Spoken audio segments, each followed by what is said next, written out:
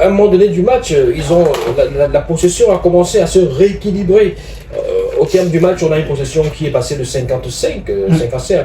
C'est-à-dire que les Lions ont une possession globale de 55% et les Burundais 45%. Les tirs cadrés, les tirs, il y en a 14-13 de chaque côté. Les Lions, avec 3 buts, c'était 10 tirs cadrés. Ils ont cadré 10 fois. Ils ont marqué 3 fois. Et les Burundais, c'est 13 tirs, donc 7 cadrés. Voilà, donc c'est ça.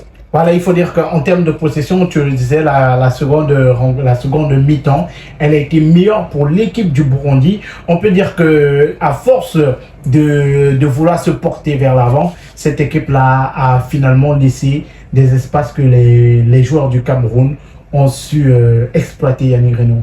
Effectivement, parce qu'il fallait à tout prix marquer pour les deux équipes. Le Burundi devait marquer, le Cameroun devait marquer, et ça s'est joué également à l'expérience. Il faut dire que le premier but que le Cameroun marque, c'est sur une erreur du gardien burundais après un pressing.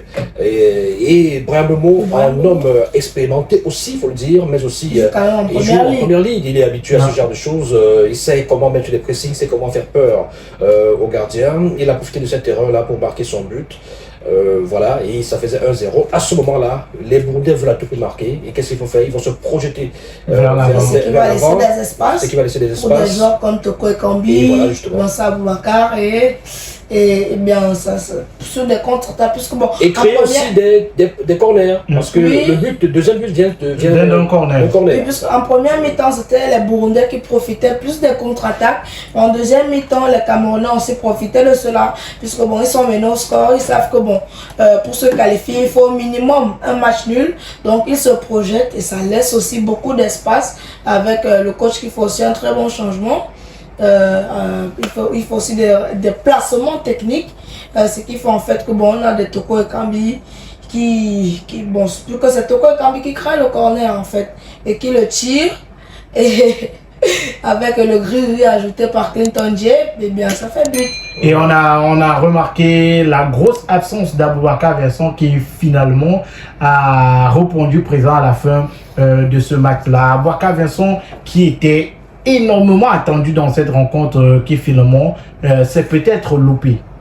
On dit souvent la course des enfants c'est le matin. Je ne dirais pas ça, je dirais plutôt que il a essayé, on ne le trouvait pas facilement dans cette attaque-là. C'était un tout petit peu compliqué de le trouver en bonne situation, parce que tout dépend également de l'animation offensive mise en place pour pouvoir justement permettre aux attaquants de jouer ensemble, de se retrouver en phase offensive, dans des combinaisons, et même de jouer de façon même à l'aveuglette. C'est-à-dire que quand une équipe joue très bien, même à l'aveuglette, on peut se retrouver, c'est-à-dire on peut fermer les yeux. Les automatismes. Il y a des automatismes et tout ça. Mais Aboubacar ça quand même, il a quand même été présent dans ce match parce que ça fait 3 tirs. Il a eu quelques occasions. Il a eu des occasions, il a créé des occasions, il a tenté, il a même fait des passes qui n'ont pas forcément abouti à des buts. Donc en conclusion, Aboubacar c'est 3 tirs et un but. Donc c'était pas mal.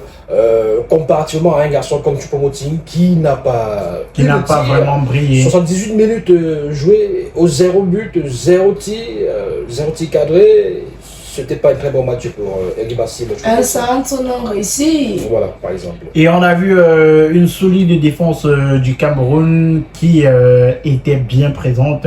Andro Nana qui n'a pas eu du mal, il n'a pas eu de face à face avec les attaquants parce que la défense camerounaise les tenait très haut. Une défense qui était bien positionnée. Est-ce qu'on peut dire que le Cameroun a trouvé son axe droit?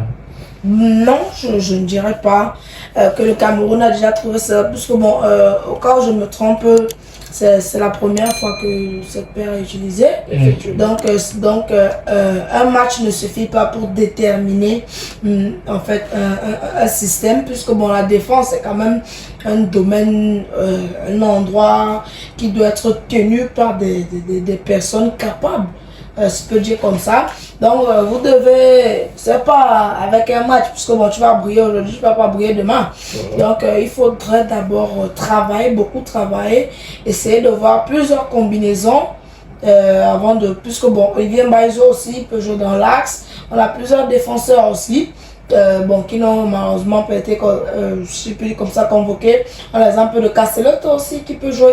Donc on a cette ribambelle de défenseurs, ce qui fait que bon, on ne peut pas encore trouver un axe fixe. Et on a bien vu, la défense camerounaise a fait le travail aujourd'hui, puisqu'on a vu que les Burundais n'ont tenté que des frappes à distance. En gros, on en a eu à s'occuper que des frappes à distance. Il n'y a jamais eu de face à face. Parce qu'il y avait toujours une très bonne couverture par cette paire centrale-là. Et quand on connaît aussi la vitesse de Nootolo, la générosité de Kartoko et Kambi et de tout le reste qui aidait dans la tâche défensive, c'était un bloc défensif très solide aujourd'hui. Voilà, mais messieurs, écoutez, on a l'impression qu'il manque encore de remonter chez nos latéraux. Ils ne sont pas présents offensivement. On a l'impression qu'on n'a pas ces latéraux-là qu'on avait avec les Daniel Alves, Maicon, ces latéraux qui pouvaient faire des remontées, faire des centres et aider également offensivement. Les ailiers. Voilà. Parce que bon, on a quand même, quand on prend les latéraux aident beaucoup offensivement dans le football moderne. Par exemple, de Krafakini, prends l'exemple de Kai Walker, tous ces latéraux-là. Qui aident, mais au Cameroun, on a l'impression qu'il y a encore ce manque-là. Nos latéraux sont beaucoup plus défensifs. Et ils ne sont pas d'un apport considérable offensivement. Effectivement, ce soir, on n'a pas beaucoup vu Mbaizo dans ce peut-être pas deux centres, oui, Nootolo également, peut-être deux centres uniquement. Et lorsqu'on sait que, par exemple, l'une des particularités, l'une des qualités de Collins Faye, c'est les centres. Ouais.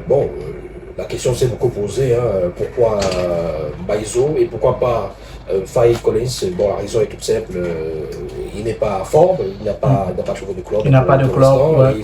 C'est un peu compliqué de ne pas être en forme et d'occuper une place de titulaire. Mais pourquoi ne l'avoir pas au moins convoqué? La question, c'est un chantier qu'il faut encore travailler, sur lequel il faut encore travailler pour trouver des solutions avant d'aller en Côte d'Ivoire. Ce sera très important d'avoir un 11 type déjà clair et net. Je ne me limiterai pas seulement au niveau de la défense. Qui doit jouer comme défenseur titulaire? Aujourd'hui, je crois que Rigo Besson doit avoir un casse-tête, un bon casse-tête, parce que qui doit jouer défenseur central? Est-ce que c'est Castelletto et Wo? Est-ce que c'est Wo et Mokodi? Sur le banc, il y a des Omar Gonzalez également qui donnent une certaine assurance. Voilà. Côté droit, est-ce que Faye Collins doit revenir ou est-ce qu'on doit faire confiance? Peut-être s'il trouve un club entre-temps. Espérons son agent doit se bouger. Espérons pour lui. Maintenant, s'il n'en trouve pas, qu'est-ce qu'on fait? La Côte d'Ivoire, cette CAN peut également se jouer à l'expérience et des hommes comme Faye Collins qu'on a vu à la CAN 2021, disputée en 2022 au Cameroun. 3 passes décisives lors de cette CAN, parce qu'il sait faire des percées, des percussions. Et il me semble qu'au match contre le Mexique, il a joué comme latéral gauche. Donc il est aussi quelque part polyvalent, c'est-à-dire qu'il peut aussi à un moment donné aider, dépanner sur le côté gauche au cas où Nootolo a un souci. Donc je pense qu'il faut absolument qu'il revienne, quitte à être remplaçant, doublure, pour pouvoir justement apporter de son expérience de temps à autre. Tu parlais de Daniel Alves, par exemple au Brésil, la Coupe du Monde, il était remplaçant, il apportait son expérience quand il entrait pour essayer quand même de faire des choses. Voilà, on peut également faire comme ça. Il faut dire que le Cameroun, depuis plusieurs mois déjà, a un gros souci sur son côté droit. À gauche, on a Nootolo, on a Mbaizo qui est de prédilection un latéral gauche, on a Danley Yongwa, un jeune joueur très percutant. C'est vrai qu'à droite, on a Chato, on a le jeune Enzo Chato, ouais.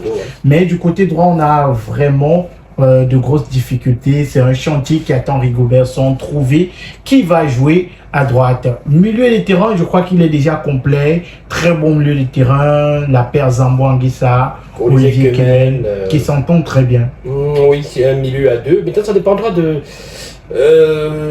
des adversaires. Parce que tout système également dépend de l'adversaire que vous affrontez.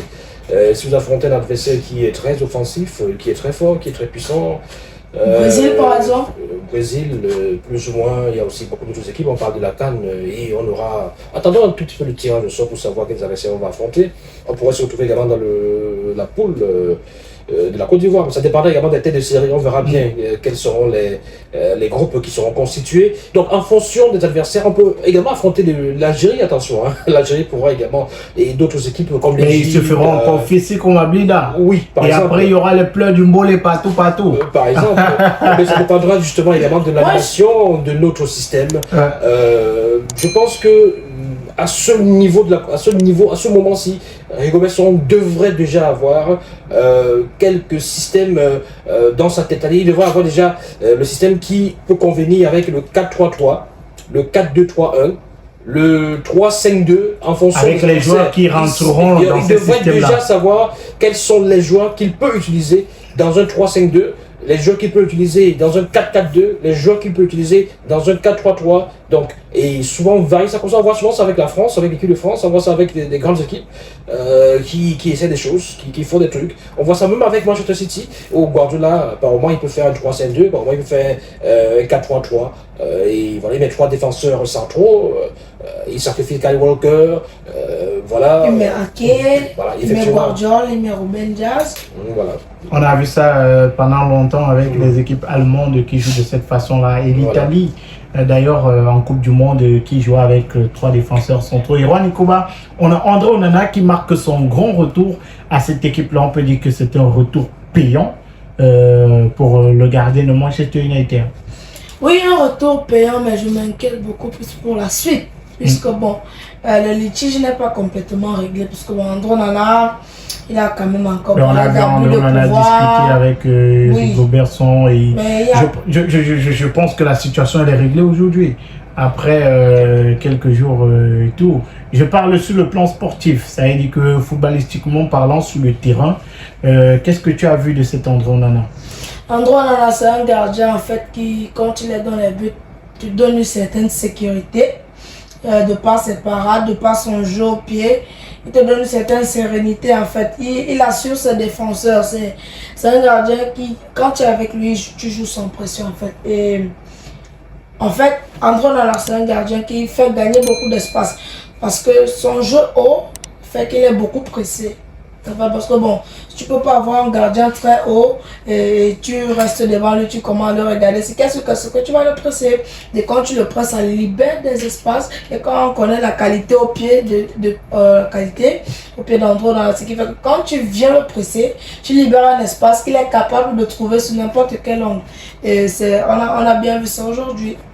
André Onana qui c'est vrai qu'il a été présent pour l'équipe des Lions de Notable, mais son jeu au pied n'a pas été excellent, peut-être parce qu'autour de lui il n'y a pas aussi la mobilité qu'il faut, parce qu'il faut le dire, on a vu André Onana à l'Inter de Milan, c'était facile parce qu'on avait des joueurs comme qui étaient hyper mobiles, que ce soit sur les côtés ou alors dans la pointe de l'attaque, parce qu'il pouvait jouer des longs ballons rapidement, il y avait une certaine mobilité.